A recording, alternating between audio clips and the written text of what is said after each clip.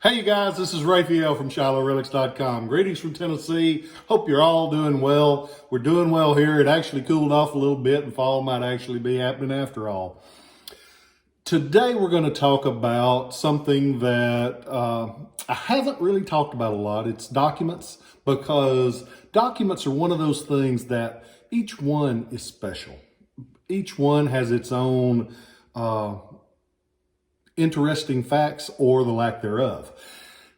The document collecting is an interesting field, and a friend of mine, actually one of the guys that has been a big influence on me, Paul Gibson, he told me one time, he says, I love documents because every one of them is unique. They're not like a Colt pistol where you've got several 100,000 of them. Each document is unique, and it only takes one person to make it special enough to sell. And I listened to that, what he told me. He told me that probably 20 years ago, and I'm like, makes a lot of sense. And I've looked at every document since then like that. And this is one that I fell in love with. I bought it, and then I learned a little bit more about it. And today, trying to do my research on what I was going to tell you guys, I learned a lot. That's the order line. I'll be right back.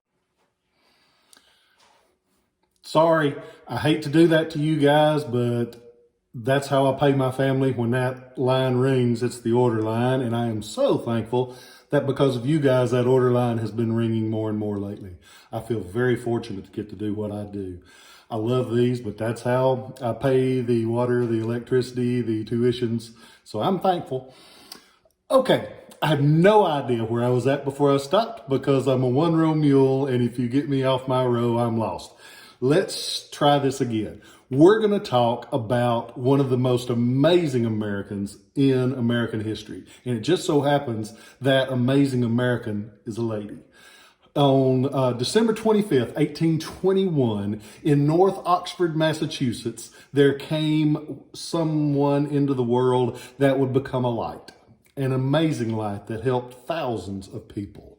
And her name was Clara Barton, B-A-R-T-O-N.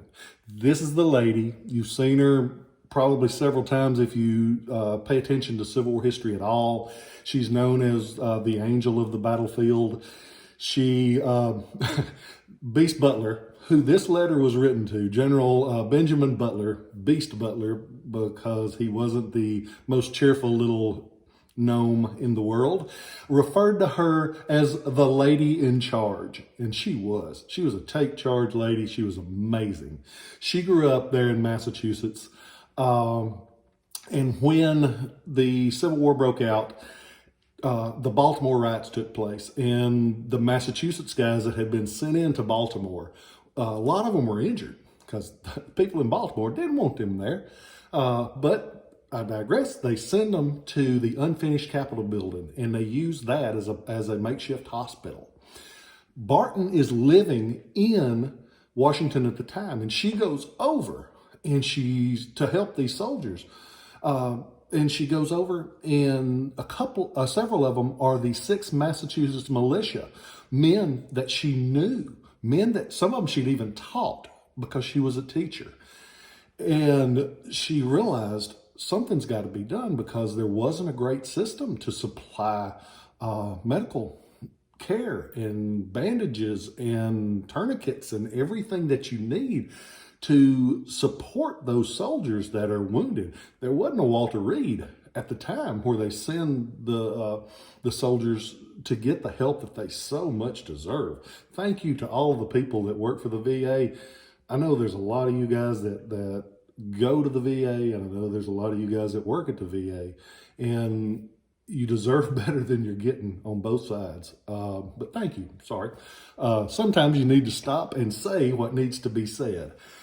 So she's there. She realizes something needs to be done. So rather than just sit there and say, I don't know what I'm going to do, I'll just let somebody else screw with that, she takes charge. She gets things together. She uses her own house to store these things so she can take them to the troops.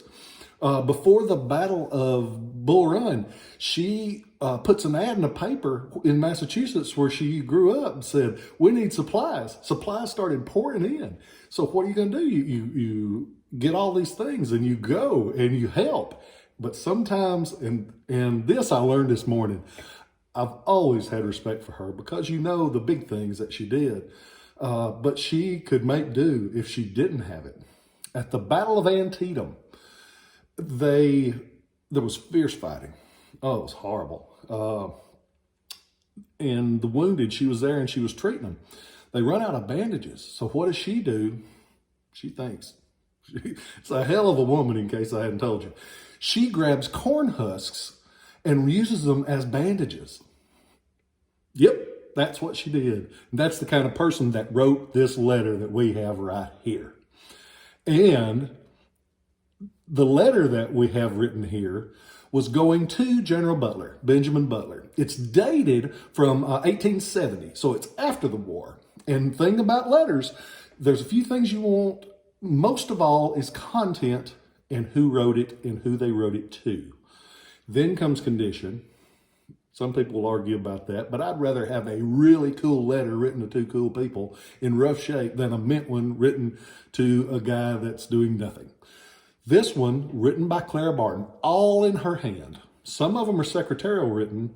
This one's all in her hand, and she is just flowing. She's a teacher. You could tell she used those big words that would have made all of my teachers very proud. At the time, she was living in Geneva, Switzerland, and staying at the U.S. consulate there. And she's writing to Butler, and she's saying, there's a bill about to get passed. It's going to cause a lot of trouble, and it's going to make one important person lose their job. And that person was Dorrance Atwater. I've never heard of him either. I got to read him. This cat was cool. He was somebody else. During the Civil War, he was serving. He was captured, and he was one of the first people sent to Andersonville Prison. And Andersonville Prison was horrible. And it was horrible for the people that were in it, horrible for the guards, horrible for everything because it's basically in a swamp. And there were a lot of people that died. He started what was known as the Andersonville Death Registry.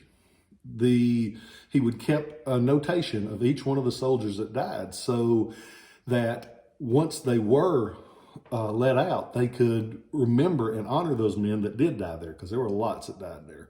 Not making any excuses for that, but the guards were eating the same stuff that the men in the camp were. It was a horrible time. That's just history. And like I tell you, learn from your history. Don't try to sugarcoat it. Don't try to hide it. Just deal with it. But anyway, so he kept that log. And the log helped him and Clara Barton after the war to put up gravestones and let the people know where their relatives died at. They worked hand in hand.